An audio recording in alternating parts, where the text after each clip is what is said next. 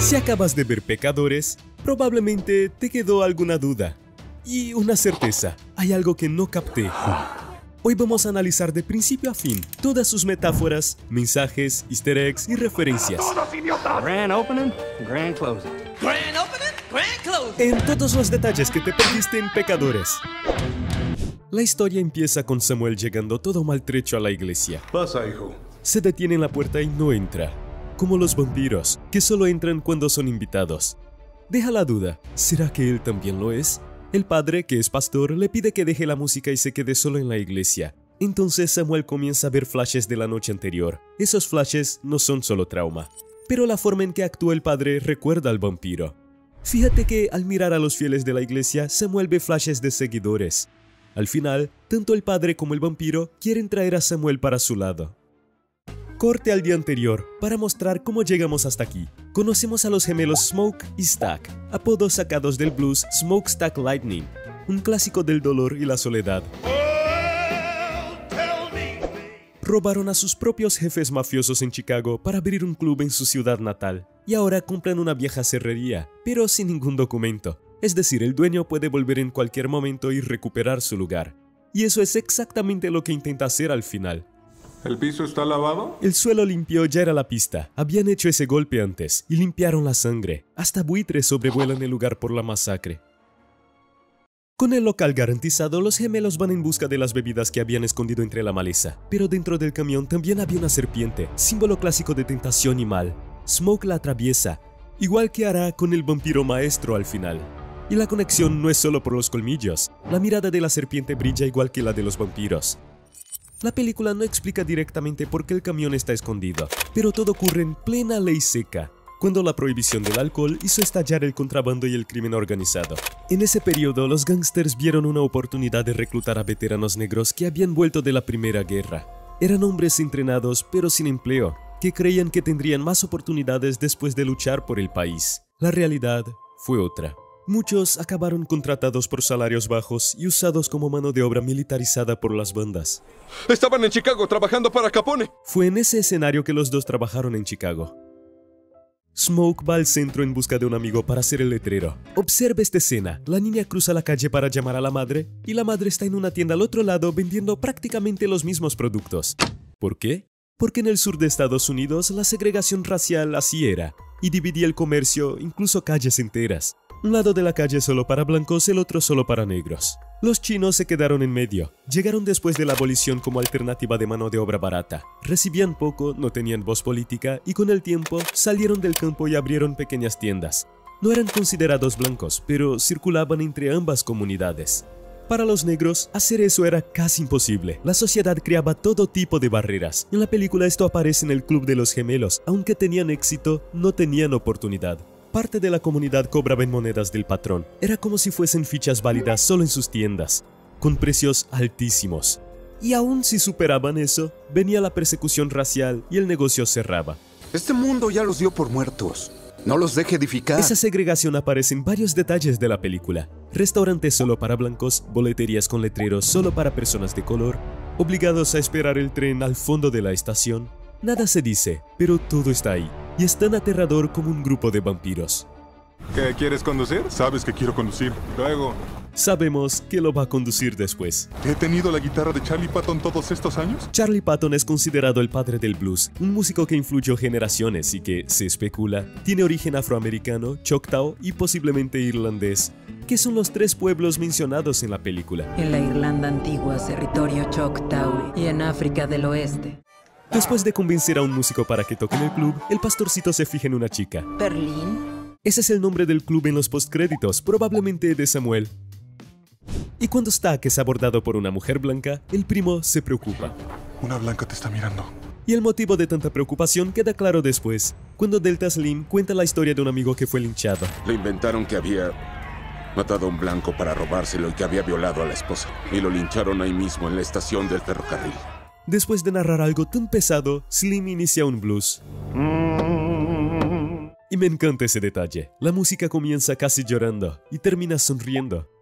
Ese es el blues, una música que nace de la tristeza, pero que también ayuda a exteriorizar el dolor y seguir adelante.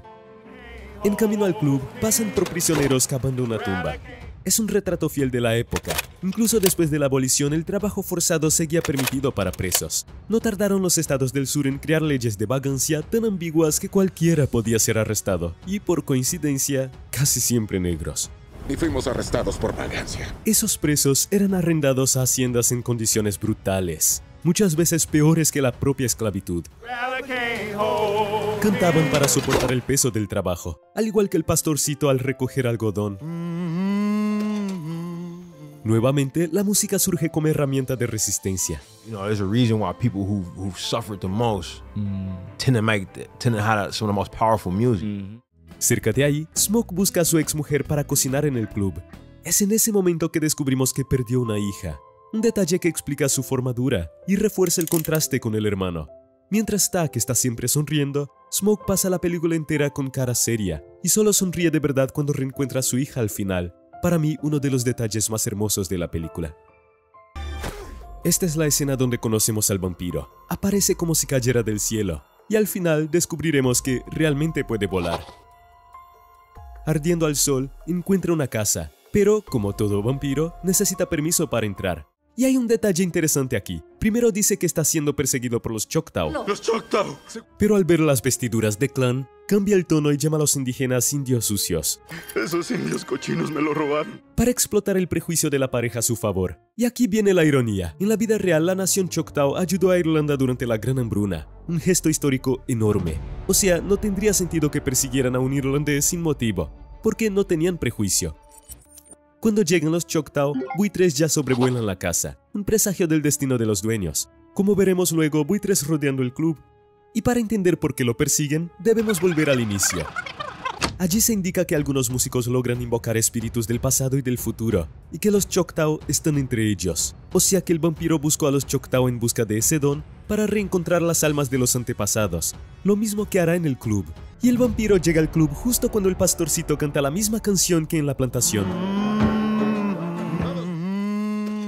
Una canción sobre el padre, tan verdadera que invoca espíritus del pasado y del futuro, y acaba atrayendo a los vampiros. El director no elige al villano opresor blanco que uno esperaría. Yeah, he's not racist at all. Racista en absoluto. Pero eso es como lo están viendo las personas.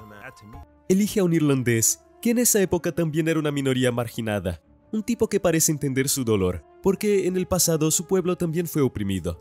Los que despojaron a mi padre de sus tierras nos impusieron esas palabras. Incluso su propósito suena noble, reencontrar los espíritus de los antepasados. Y para eso necesita a Samuel. Entre los espíritus aparece incluso la cultura china de la señora Cho. Refuerza que el vampiro tendría la oportunidad de ver a sus antepasados irlandeses. También habla de igualdad a través del vampirismo. Oh, pues nosotros creemos en la igualdad. ¿Pero realmente cree? ¿O solo repite lo que otros quieren escuchar, como hizo con la pareja de la clan? Para convencerlo de entrar, incluso llega a tocar un blues y toca un banjo. No es un instrumento aleatorio, porque es pariente directo de instrumentos africanos, resultado de siglos de adaptación e intercambio cultural. Y aquí entra lo que me parece genial del director. Los vampiros pueden ser una metáfora de la apropiación cultural, absorbiendo hasta tu identidad. Pero también muestra cómo la influencia cultural puede ser positiva si una mente colectiva genera igualdad. Y al fondo, esa es la esencia del cine, un arte hecho de la suma de todo lo que vino antes. La obra está llena de estos ejemplos. La mirada y el habla del vampiro fueron inspiradas en Gato con Botas. Piensa en el villano. Muerte. Piensa en su característica definitoria. Oh, los ojos. Oye. También está el famoso ángulo de Kubrick, repetido en una escena en la puerta. La gente masticando ajo para demostrar que no es vampiro es casi como la prueba de sangre en el enigma de Otro Mundo. Y el director se asegura de vestir a los hermanos con ropas italianas e irlandesas.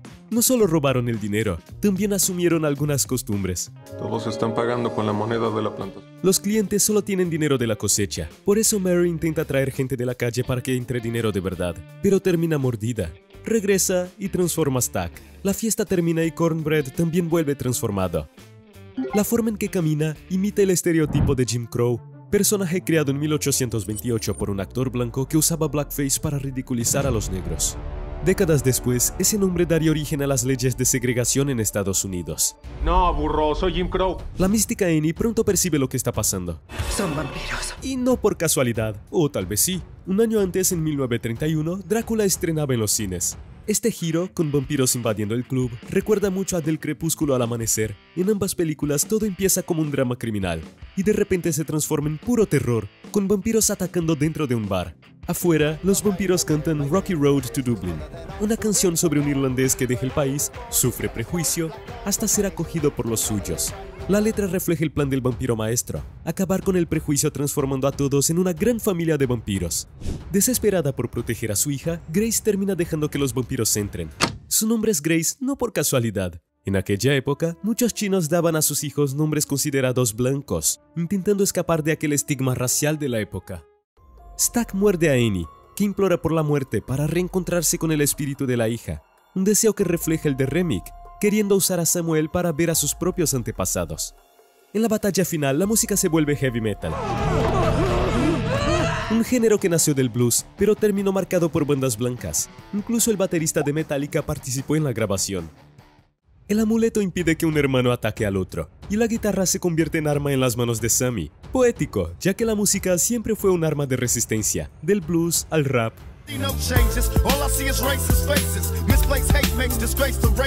Con el amanecer, los vampiros arden. El maestro es tragado por un torbellino de fuego. En la Biblia, el profeta Elías, el mismo nombre de los hermanos, también fue llevado a los cielos en un torbellino de llamas. Tal vez sea coincidencia, tal vez no. Sammy corre a la iglesia, Smoke se queda, arranca el amuleto sin nada más por lo cual vivir y se enfrenta al clan. Ayer abrieron, hoy se clausuran. La frase está en un texto de Chris Rock Grand opening, grand closing. sobre la diferencia entre negros comunes y aquellos que refuerzan estereotipos, Grand opening, grand closing. que a su vez viene de la canción de Jay-Z.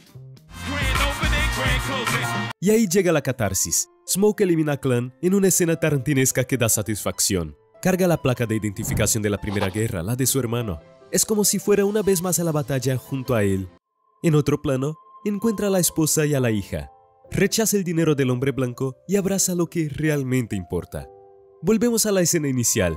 Sammy recibe el ultimátum de dejar la música y vivir solo para la iglesia, pero elige el blues, quizá por lo que escuchó del vampiro sobre lo que hombres religiosos hicieron con su pueblo. La iglesia, literalmente blanca, me parece un símbolo de la cultura blanca intentando borrar la cultura negra, como sustituyendo a las religiones africanas, que incluso es mencionado por el vampiro como los colonizadores intentaron imponerles el cristianismo. Los que despojaron a mi padre de sus tierras nos impusieron esas palabras. Y se vuelve un poco irónico cuando descubrimos que el pastor, que implora para que deje el arte, es interpretado por el poeta y músico Saul Williams. La diseñadora de producción reveló que esas vigas que se cruzan son un easter egg al gesto de Chadwick Boseman en Pantera Negra, y que esta escena fue pensada para que las cruces representaran Padre, Hijo y Espíritu Santo, y posicionaran al Padre y al Hijo bajo ellas. Corte a 1992. El contraste es inmediato. Ahora vemos a un músico negro celebrado en el escenario, frente a una audiencia diversa. Por el nombre del local se entiende que Sammy se convirtió en dueño de un negocio exitoso. Y quien interpreta su versión mayor es nada menos que el legendario guitarrista de blues, Buddy Guy. Es entonces cuando Mary y Stack aparecen de nuevo. Ahora están juntos, sin necesidad de esconderse. Le piden a Sammy que toque un poco la guitarra solo para recordar el pasado. Take care, little Sammy. Un pequeño regreso a Cornbread llamando a la pequeña Mary. Little Mary? Not so little no more, huh? La última vez que vi el sol, Early in this por morning. unas cuantas horas, fuimos libres. La frase recuerda mucho a los momentos finales de Pantera Negra. Muy lindo.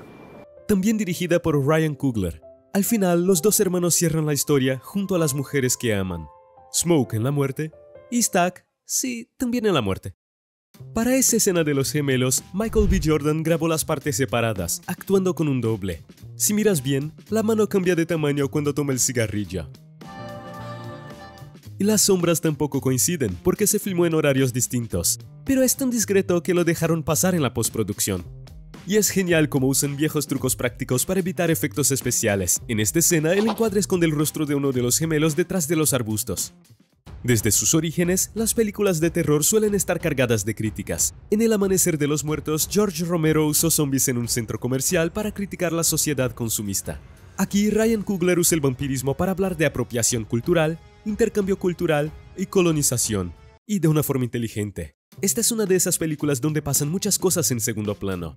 Y lo más interesante es que el director parece más preocupado en unir que en separar En lugar de simplemente señalar que una cultura fue robada, también muestra cómo esos intercambios moldearon quienes somos. Quiero tus canciones y tú tendrás las mías. A tal punto que deja la duda de si la intención era realmente criticar algo o ser fiel a la realidad de la época y dejar la interpretación al público. Un ejemplo es la banda sonora. Se esperaría que fuera de un músico negro, pero Coogler mantuvo la colaboración con Ludwig Göransson, una elección que por sí sola ya hace reflexionar. Y sí, parte de la banda fue grabada con la misma guitarra usada en la película. Pero todo esto es una lectura que hago como alguien que ama el cine, pero no está inserto en ninguna causa política ni nada. Por eso tú puedes haber visto otros matices. Así que comenta aquí abajo, porque el buen cine es eso, abierto a que cada espectador interprete algo distinto según sus vivencias. Un gran abrazo y hasta la próxima. Smoke también es el más afectado por traumas. Mató a su padre cuando era niño, perdió una hija ya adulto, fue a la guerra, y eso se refleja incluso en los temblores. Stack es quien le enrolla el cigarrillo. Nota que, cuando no está con el hermano, fuma en pipa. El único momento en que lo vemos flaquear o mostrar algún sentimiento es cuando admite a Annie que la extrañó y se derrumba en su pecho como un niño en el regazo de su madre.